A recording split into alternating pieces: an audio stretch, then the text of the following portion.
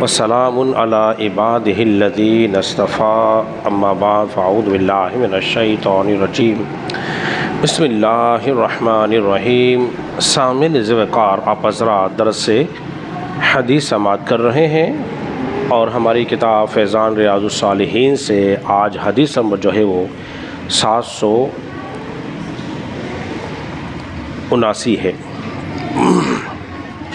جو روایت آپ کے سامنے بیان کرنے لگا ہوں یہ ترمذی شریف کی حدیث مبارکہ ہے۔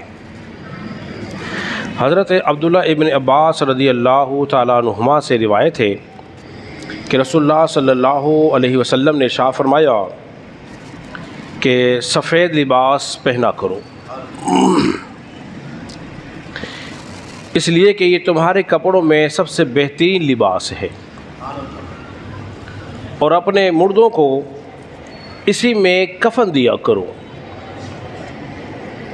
اب ذرا توجہ فرمائیے، کھانے پینے کے طویل باب کے بعد اب ہماری کتاب میں لباس کی بات ہو رہی ہے، اور محدثین کی اگر طرز کو دیکھا جائے، کبھی حدیث کی کتاب کو کھول کے دیکھیں، ایک ہوتا کسی نے کسی سے کوئی حدیث سن لی ہو، یا کسی نے کوئی واٹس ایپ پہ کوئی حدیث آ گئی ہو، لیکن بہت کم ایسے لوگ ہوں گے جن نے باقاعدہ کسی حدیث کی کتاب کو خود دیکھ کر اس سے حدیث پڑھی اور سمجھی ہو، ایک کم ملے گا۔ تو محدثین نے کتاب اللباس بھی حدیث کے اندر ایک باب قائم کیا ہے۔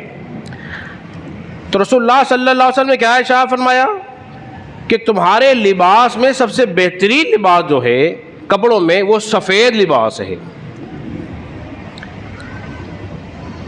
کون سا رنگ ہے؟ سفید رنگ ہے۔ یہ حضور نے کیوں فرمایا تھا؟ پہلے تو اس کی حکمت کو جانیے۔ اس لیے کہ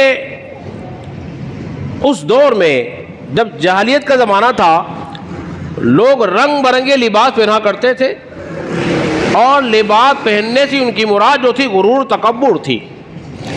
وہ اس رنگ کے علاوہ کسی اور رنگ کو حقیر جانتے تھے۔ تو حضور علیہ الصلوۃ والسلام نے ان کی تردید فرمائی اور فرمایا بہترین لباس جو ہے وہ سفید لباس ہے۔ ایک تو یہ۔ اب دوسری وجہ کیا تھی؟ اس لیے کہ سفید لباس کو رنگا نہیں جاتا، دوسرے لباس کو رنگ لیا جائے تو رنگنے کی مشقت۔ تیسری حکمت یہ ہے کہ اس میں داغ فوراً نظر آ جاتا ہے، فوراً نظر آ جاتا ہے، جبکہ رنگین کپڑوں میں بولیے نظر نہیں آتا۔ تو اب ایک پہلو یہ ہے مخفی، جو آپ کی اور شاید کسی اور کی نگاہ سے اوجھل ہو۔ انسان جس طرح سفید داغ پر، سفید لباس پر معمولی سا داغ ظاہر ہو جاتا ہے، اس کی شخصیت خراب ہوتی ہے، بدنما لگتا ہے۔ انسان تو اپنے کردار کو ایسا صاف و ستھرا کر لے کہ معمولی گناہ بھی تجھے برا لگے، معمولی گناہ بھی تجھے برا لگے۔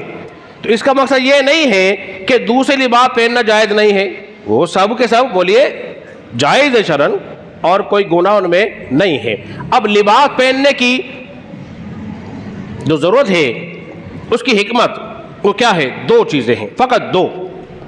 پہلی کیا ہے کہ لباس ایسا پہنا جائے کہ جس سے اس کی زینت ہو جائے، وہ خوبصورت بھی نظر آئے، پہلی بات۔ دوسرا یہ اس کا سطر بھی چھپ جائے۔ لباس پہننے کی دو ہی حکمتیں ہیں کہ سطر بھی چھپ جائے اور زینت بھی ہو جائے۔ اب مرد کا سطر کیا ہے؟ ناف سے لے کے گھٹنوں تک کا جو حصہ ہے یہ مرد کے لیے چھپانا فرض ہے، اور بغیر شرعی عذر کے اس کے کھولنا حرام۔ مرد کے سامنے بھی کھولنا بولی کیا ہے؟ حرام ہے۔ اور عورت کا پورا وجود ہی چھپانا لازم ہے۔ اب ہمیں شارٹ لباس دیے گئے، چھوٹے لباس دیے گئے، فیشن کے نام پر ہمیں بے حیائی کی طرف لگایا جا رہا ہے۔ لباس کو مختصر کیا گیا، سکیڑ کر چست کر دیا گیا، اور ہم اس پہ آمادہ ہو گئے۔ ہم سمجھنے لگے ہم دور حاضر کے تقاضوں کو پورا کر رہے ہیں، لیکن یاد رکھ لو تم بے حیائی کے تقاضوں کو پورا کر رہے ہو، شریعت کا تقاضا نہیں ہے۔ مقصد یہ تھا کہ لباس ایسا پہنا جائے آپ خوبصورت بھی نظر آئیں، جسم بھی چھپ جائے، لیکن ہمارے نوجوان یونیورسٹی میں پڑھنے والے، اعلیٰ تعلیم حاصل کرنے والے، شارٹ پہنتے ہیں، گھٹنے ننگے، ٹھیک ہے جی، کیا کہتے ہیں اس کو جی، یہ فیشن ہے جی، اور یہ کیسی تعلیم ہے، یہ تعلیم کیسی ہے جس کا تمہیں دنیا میں بھی کوئی فائدہ نہیں ہو پا رہا اور آخرت کا گناہ لیتا ہے۔ تو اسی لیے کہتے ہیں کہ انسان دنیاوی تعلیم کے ساتھ ساتھ دینی تعلیم بھی حاصل کرے تاکہ اس کو اچھے برے کی تمیز حاصل ہو جائے۔ اس بات کا خیال رکھیں، اپنی اولاد کی تربیت کریں، اور اولاد کی بہترین تربیت میں اس کا اچھا لباس بھی اسے دیں، جیسا لباس کو دیں گے بچپن سے ہی تو وہ بڑے ہو کر اسی لباس میں پرورش بولیے پاتا رہے گا۔ لیکن ماں باپ کیا کرتے ہیں، چھوٹی چھوٹی بچیوں کو بھی وہ کیا کہتے ہیں اس کو، جسم جو لگ جاتا ہے اسٹریچیبل ڈریس جو ہوتے ہیں وہ دیتے ہیں،